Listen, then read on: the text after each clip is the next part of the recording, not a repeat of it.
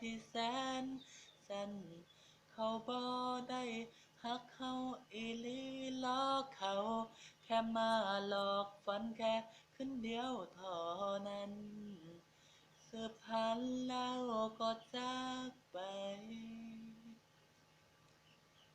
เขาบอกคำว่าฮักแพง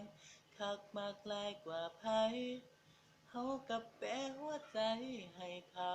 จนบ่มีฮอดหม้องฟิวย้อนแพงเจ้าปันตาและกะบ่เคยคิดว่าเจ้าสิตัวให้เฮาไถนาทุ่งน้อยจนเขาดอมพอเกี่ยวก็ย้อนว่าเชื่อคนง่าย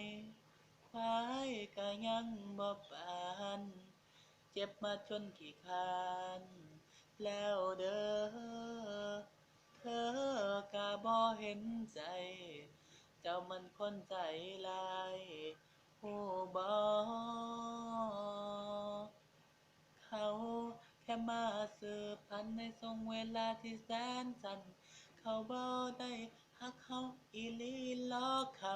แค่มาหลอกฝันแค่คืนเดียวเท่านั้นสืบพันธุ์แล้วก็จากไปเขาบ่ฮักก็สร้างเขาสิเป็นหลายต่างก็สร้าง